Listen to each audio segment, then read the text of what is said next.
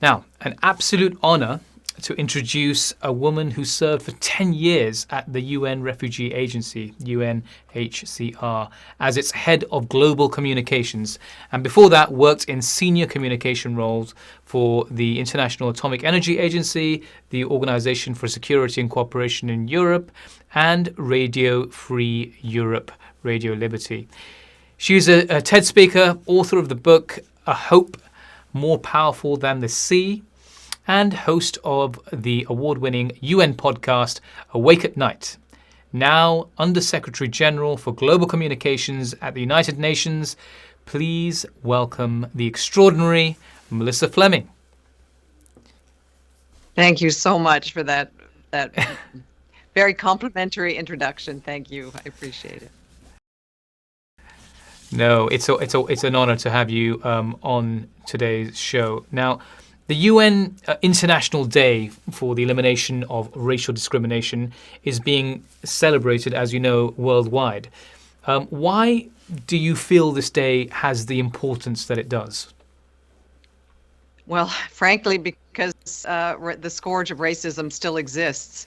So we need this day in order to, first of all, recognize that it is a persisting problem in our societies, but also to reflect on the history, reflect on progress, because there has been progress, and also just have it serve as a call to action, so that we at the international level, but people all over the world, nationwide and in communities, can really say, look, this is not acceptable and this needs to change. And talking more specifically about the UN as an organization, how and where does the UN confront racism? Well, racism is still pervasive with people, of African descent, with people of Asian descent, with indigenous peoples, with refugees, migrants. So we're seeing racism persist in the areas and in the places and in the spaces where we work. And the UN is actually about promoting the very opposite, the dignity of every single human being, no matter their race, no matter their color. This is, it pains us to see that there is any kind of or any forms of racism that discriminate, that lead to violence, that lead to inequality, and these are the areas that we're really trying to fight against. So, what can the UN do? I mean, we have international mechanisms. There's the famous Durban Declaration that has launched a number of processes that and blueprints for states, because quite frankly, we can fight racism by being, kind of that voice at the international level, that we cannot tolerate it, that we must treat every human being in dignity and respect and as equals. But frankly, we need laws and we need justice at the national level. And where there is, where the states at the highest level are upholding those principles, there we see, less racism, and to, provide that guide to our member states and to see it and hopefully have it kind of seep into the laws and the policies of countries around the world, and really change the way we treat our fellow human beings. Well, yes, sadly, there are so many refugees and displaced persons around the world, and unfortunately, it's not getting any better with the current war in Ukraine, as well as many other conflicts that are happening around the world. Many of these conflicts, of course, do expose racism in different forms. Now, can you please tell us how people can help in this kind of situation? Well, UNHCR this weekend announced that 10 million people had fled from their homes from Ukraine, almost 4 million people across borders. We used to say the same thing about the Syria conflict, that this was the biggest, fastest growing refugee crisis in the world. Our imaginations were captured when so many Afghans fled the taking over of the country by the Taliban recently. And yet, what we see time and time again is this kind of outpouring of initial sympathy, hearts opening, doors opening, borders opening, but then, narratives changing, fatigue growing, and tolerance lessening. And this is the International Day of Racism. We do see, if you are a refugee of color going into a completely different culture, have lost everything, you really can often be faced with much more discrimination than possibly in a different context. I think, in the Ukraine context, what we saw and what we were very concerned about at the outset was many students who were studying in Ukraine, coming from Africa and coming from Asia, facing some racism or some very overt racism as they were trying to leave. We're happy to say that the state policy was absolutely not tolerating this, and finally, most, and I hope all of those students are now safely at home.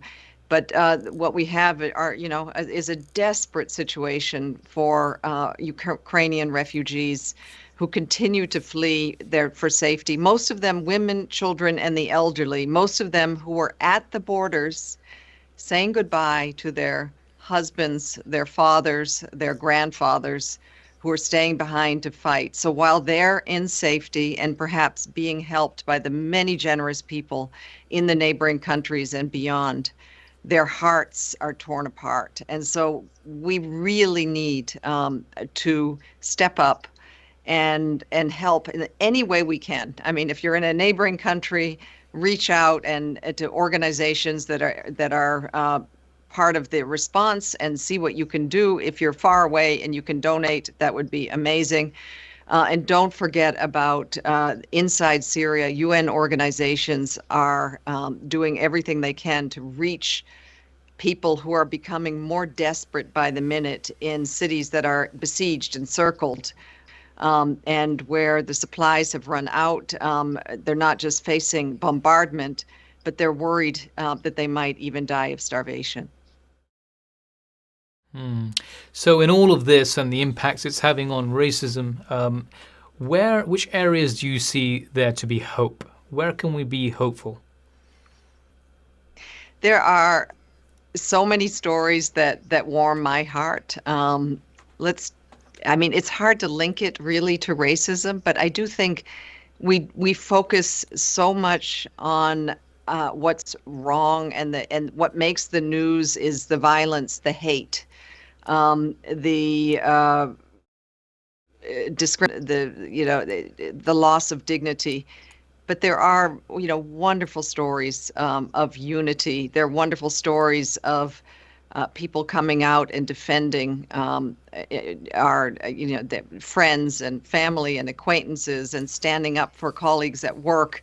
And I think we really need to get better at telling these stories to inspire others. When we show and demonstrate unity, when we reach out across aisles to others, and show that we are really truly one human family. Sometimes others need a lift, so others are in different circumstances. Those of us who are privileged must take the responsibility, educate ourselves, and reach out with understanding, and give other people the dignity that they so deserve as fellow human beings. Thank you. And what would you say to the next generation as they embark on their personal journeys to eliminate racial discrimination?